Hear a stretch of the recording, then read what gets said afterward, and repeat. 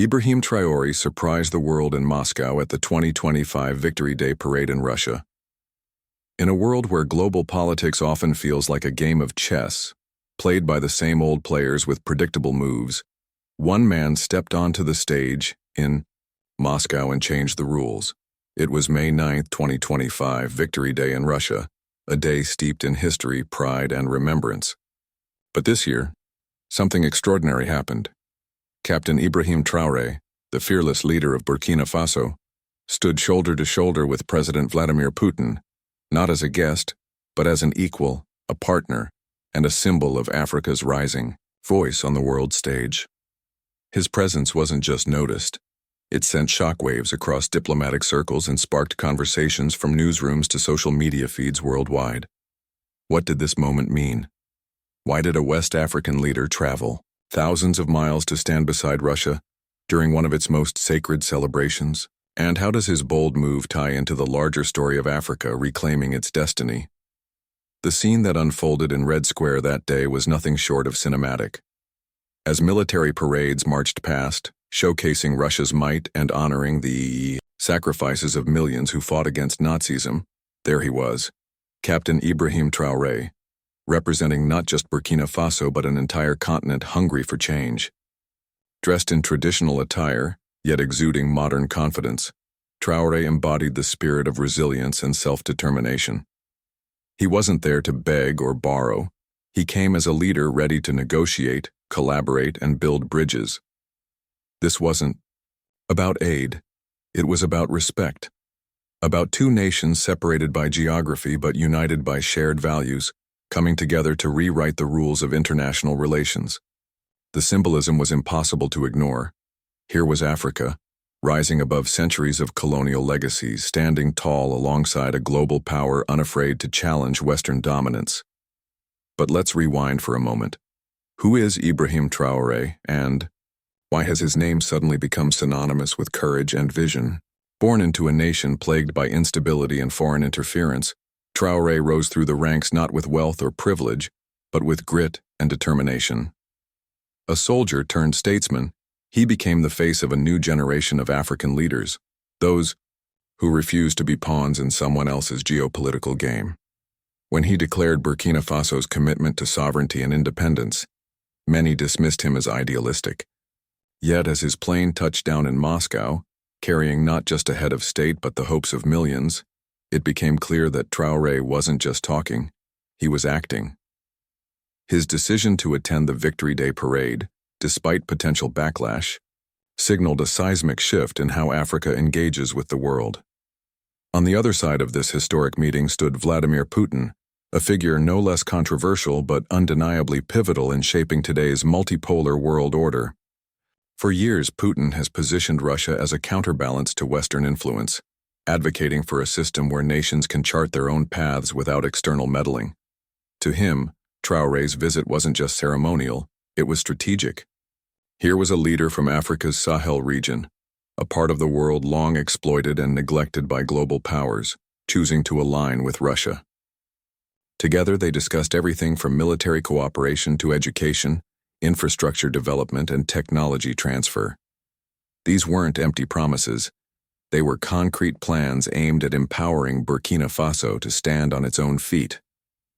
In a time when trust between nations feels like a rare commodity, this alliance felt refreshingly genuine. What made Traore's presence even more remarkable was the context of the event itself. Victory Day isn't just another holiday in Russia, it's a cornerstone of national identity. Every year, Russians gather to honor the memory of the 27 million lives lost during the Great Patriotic War. It's a day of reflection, gratitude, and unity. Streets fill with portraits of ancestors who fought and died, a tradition known as the Immortal Regiment. The air buzzes with a mix of solemnity and celebration as parades roll through Red Square and songs echo through the night. This year, however, the significance went beyond nostalgia.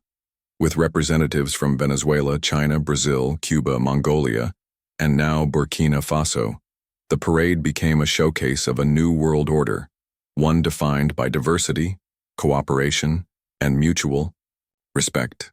Amidst all these dignitaries, Traore stood out, Not because he sought attention, but because his very presence challenged outdated narratives about Africa's place in global affairs. As cameras captured every handshake, every smile, and every meaningful glance exchanged between Traore and Putin, questions began swirling. Was this merely a symbolic gesture, or the beginning of a deeper partnership? Could Burkina Faso truly transform itself into a model of African Renaissance, powered by Russian expertise and support? And what would this mean for the rest of the continent, which has long struggled under the weight of neocolonialism and economic dependency? While some praised Traore's boldness, others criticized his choice, accusing him of aligning with a controversial figure.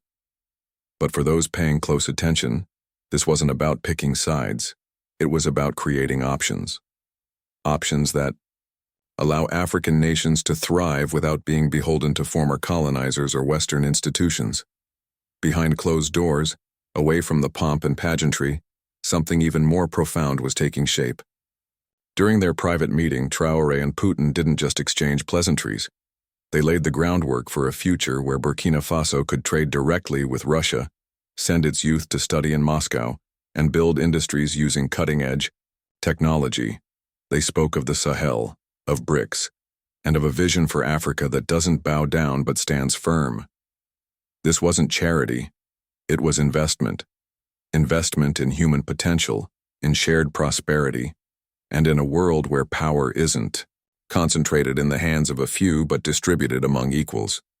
As the talks wrapped up, both leaders emerged with a sense of purpose, knowing they had planted seeds that could grow into something transformative.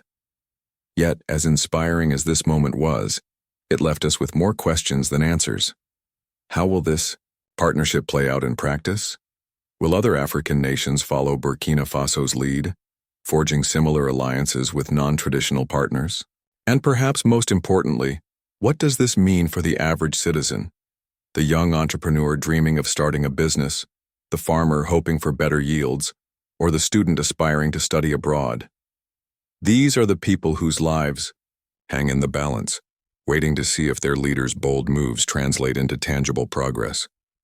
For now, all we know is that Captain Ibrahim Traore surprised the world in Moscow, turning a historical commemoration into a platform for Africa's resurgence. As the sun set over Red Square and fireworks lit up the sky, the atmosphere was electric. Leaders from around the globe mingled, sharing stories and visions for the future. But amidst the celebrations, one image lingered in everyone's minds: Traore and Putin, standing side by side, embodying a new era of diplomacy. An era where Africa refuses to be sidelined, where Russia seeks allies beyond its borders, and where the dream of a multipolar world inches closer to reality. But as the festivities wound down and delegates prepared to return home, the real work was just beginning. What happens next? That's the question we'll explore in the next part of our story. Stay tuned, because the journey is far from over. As the sun rose over Moscow on May 9, 2025, the air buzzed with anticipation. The city was alive with the sounds of marching bands rehearsing, flags fluttering in the breeze, and crowds gathering along Red Square.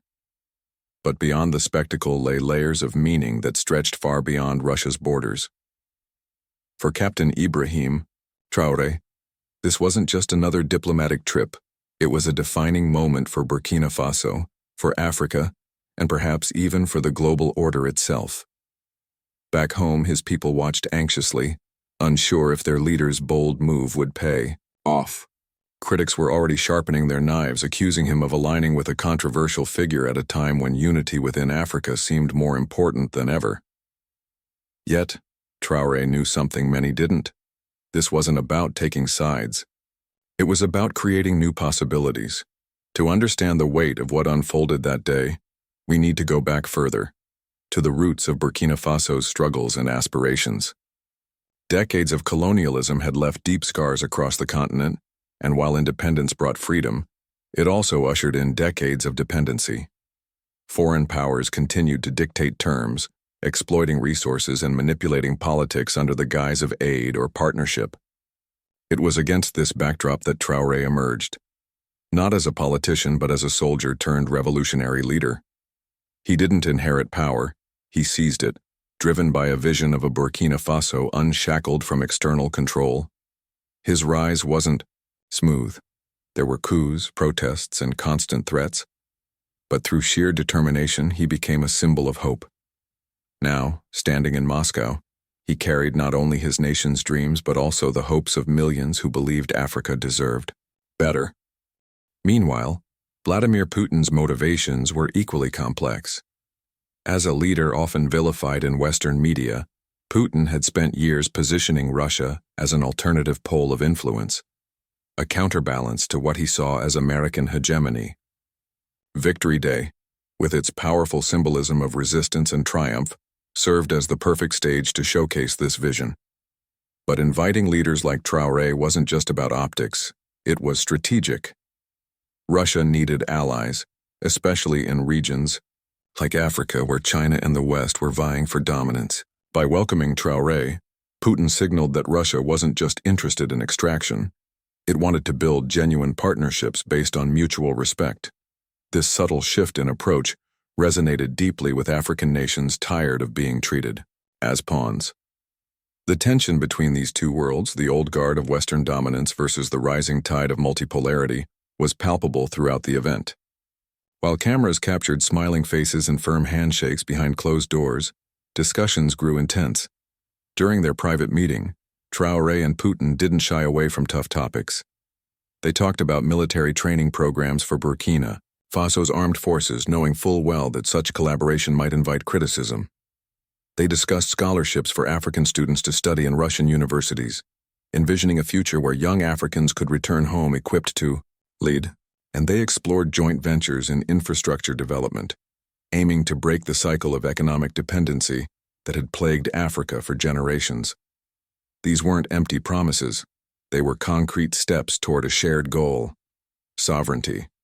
But, as much as the day brimmed with optimism, shadows loomed large. Not everyone welcomed this alliance. In Washington, London, and Paris, policymakers watched uneasily, interpreting Traore's presence as a direct challenge to their influence in Africa. Some dismissed it as mere symbolism, arguing that no real change would come from a single meeting. Others saw it as a dangerous precedent, warning that allowing Russia to deepen its ties with African nations could destabilize an already fragile region. Meanwhile, within Africa itself, opinions were divided. While some celebrated Traore's defiance, others questioned whether aligning with Russia was wise.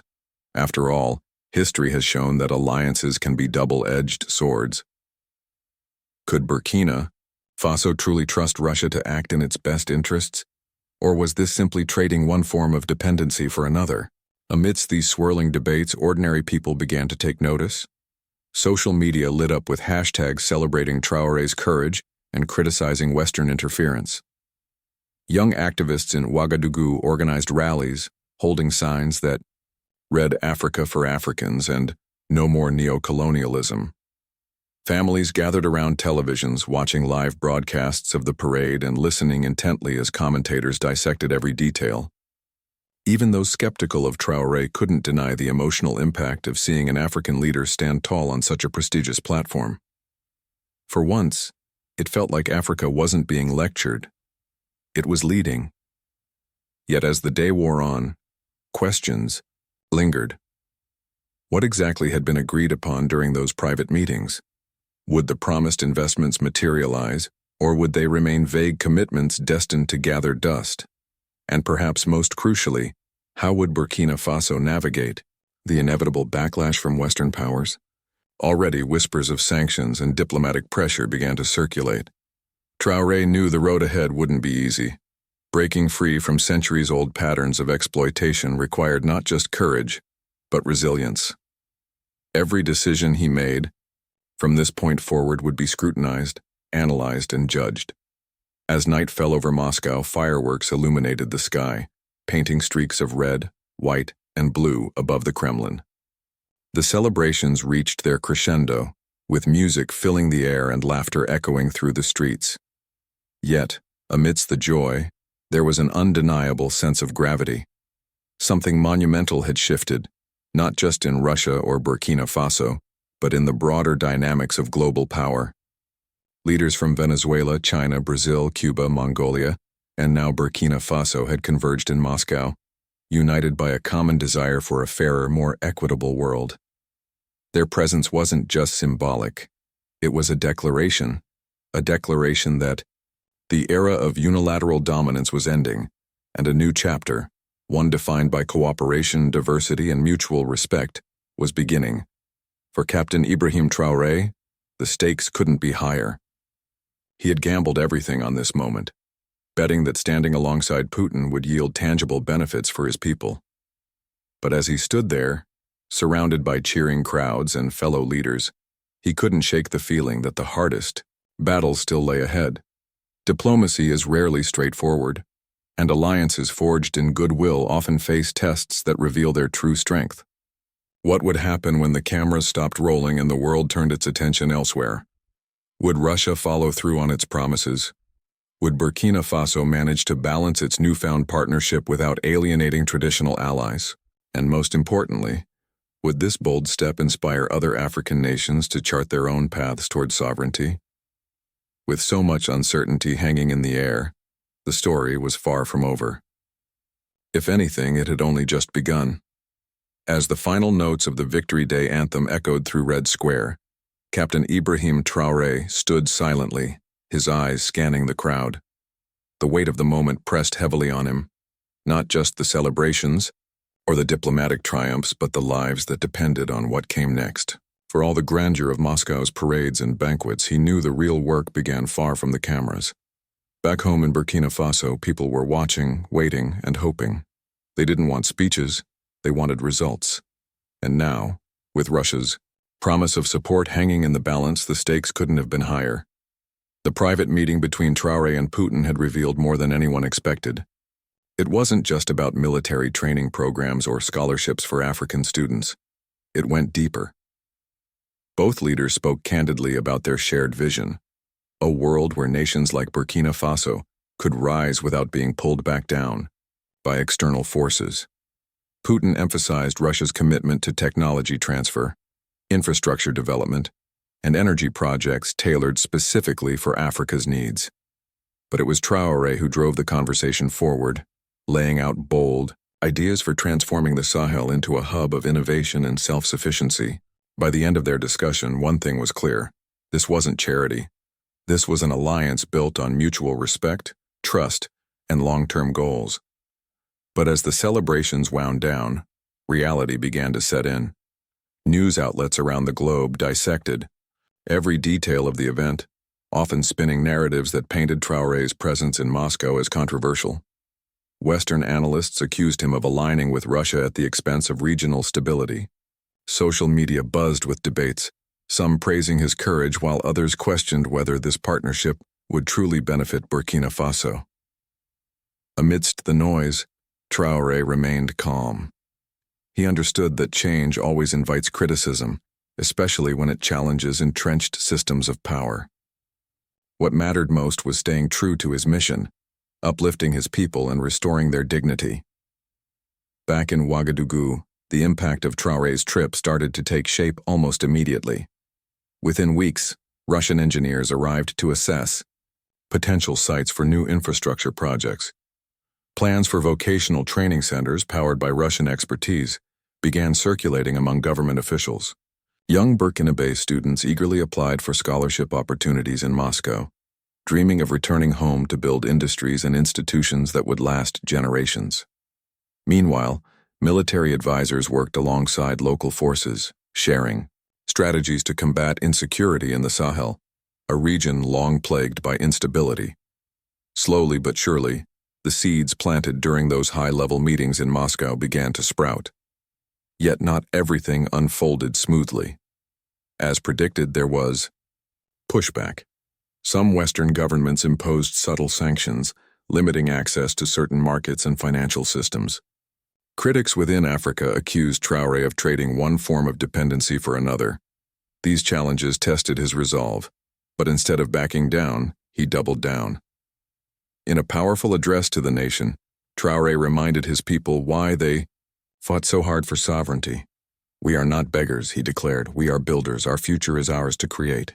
His words resonated deeply, reigniting a sense of purpose across the country.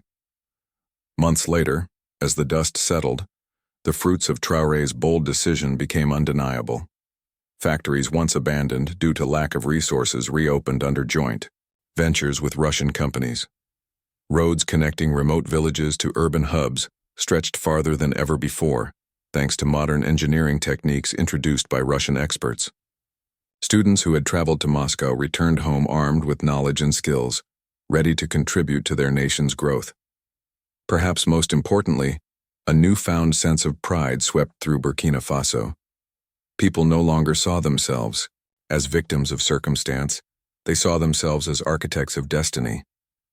For Vladimir Putin, the success of this partnership reinforced his vision of a multipolar world. Here was proof that collaboration based on equality and mutual benefit could yield transformative results. Leaders from other African nations took notice, reaching out to explore similar arrangements. The Confederation of Sahel States, inspired by Burkina Faso's progress, adopted its model as a blueprint for regional development. Even skeptics had to admit, the tide was turning. Africa was rising, not because someone else allowed it, but because Africans themselves demanded it. In the end, the story of Captain Ibrahim Traore and his journey to Moscow wasn't just about geopolitics or alliances. It was about hope, resilience, and the enduring belief that even the smallest nations can dream big and achieve bigger. As fireworks lit up the sky over Ouagadougou during Burkina Faso's Independence Day celebrations later that year, crowds cheered louder than ever before. They weren't just celebrating freedom, they were celebrating a future they helped shape. A future where Africa stood shoulder to shoulder with partners who respected its aspirations and honored its potential. And so, as the curtain fell on this chapter of history, one truth stood out above all else. The world is changing and Africa is leading the charge. Captain Traore's gamble paid off, not because he sought glory, but because he believed in his people. Together with allies like Russia, Burkina Faso proved that sovereignty isn't given, it's earned.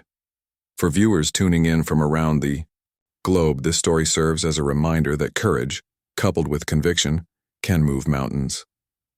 Let it inspire us all to think bigger, aim higher, and fight harder, for ourselves, for our nations, and for the generations yet to come.